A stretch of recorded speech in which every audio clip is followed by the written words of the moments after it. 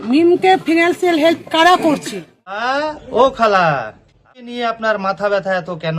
দেখুন আপনি কে মিমকে ফান্ডিং করে। আমরা 500 টাকা দিনে রোজগার করি। হ্যাঁ 50 টাকা মিম পার্টিতে আমরা ফান্ড দিই। হ্যাঁ কত করে দেন? 50 টাকা করে দিই। আমরা 500 টাকা রোজগার করি, 50 টাকা মিমের। ওকে কত করে করেন? 10-15 টাকা করে। আচ্ছা মাসে আমাদের এআইএম মানে মিম পার্টির কার্যালয় দেখে আপনার ভয় লাগছে? ভয় লাগা ভালো। তার মানে আপনার একটু একটু ভয় লাগতে শুরু করেছে মিম পার্টিকে দেখে, এই সামান্য কটা 3-4টা ছেলেকে দেখে, তাই না? কারা ইন্ধন জোগাচ্ছে, কারা ফান্ডিং করছে, এই নিয়ে আপনার খুব মাথা ব্যথা। আপনার মাথা ব্যথার কারণ তো খালা আমরা বুঝতে পারছি না, যে মিমকে নিয়ে আপনার মাথা ব্যথা এত কেন।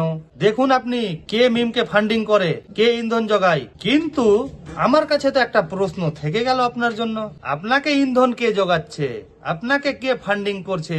নিউ টাউনে 3-4টা ফ্ল্যাট কেনার জন্য কোটি কোটি টাকা দিয়ে, মালদাতে কোটি কোটি টাকা দিয়ে ফ্ল্যাট কেনার জন্য আপনি কোথায় টাকা পাচ্ছেন? মোথাবাড়ি 52 বিধানসভার যে প্রপার মুখ মোথাবাড়ি পিডব্লিউ, সেখানে আপনি কোটি টাকার একটা বাড়ি কোথা থেকে আপনি ফান্ডিং পেলেন? এটা পাবলিককে বলুন যে আমি এই জায়গা থেকে ফান্ডিং পেয়েছি। তারপরে NH-12 এর পাশে এত এত বিঘা জায়গা, আপনি কোথা থেকে ফান্ডিং পাচ্ছেন খালা?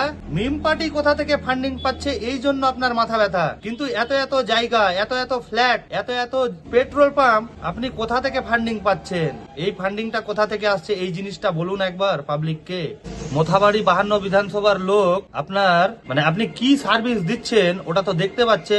আপনি মোথাবাড়ি 52 বিধানসভার লোককে এটাই সার্ভিস দিচ্ছেন। সকালবেলা আপনি হুটার বাজিয়ে মোথাবাড়িতে ঢুকছেন, আর সন্ধ্যাবেলা হুটার বাজিয়ে আপনি মোথাবাড়ি থেকে যাচ্ছেন। এই পরিষেবা ছাড়া আর কিছু পায়নি মোথাবাড়ির লোক। আর আপনি বলছেন আমরা 5 বছর ধরে 15 বছর ধরে পরিষেবা দিচ্ছি। আপনি কি পরিষেবাটা দিয়েছেন মোথাবাড়ির লোককে? মিম ভোটে জিতলো কি জিতলো না সেটা তো ব্যালট থেকে শুরু করে ইভিএম এর যে বাক্স আছে সে বলবে। কিন্তু মিমের এই কটা ছেলে যে আপনার মাথা খারাপ করে রাখতে পেরেছে, এটাই মোথাবাড়ি 52 বিধানসভার যে মিম কর্মীরা আছে যথেষ্ট। আপনার মাথা খারাপ করতে পেরেছে, এটাই ভেবে অনেক সন্তুষ্ট ওরা।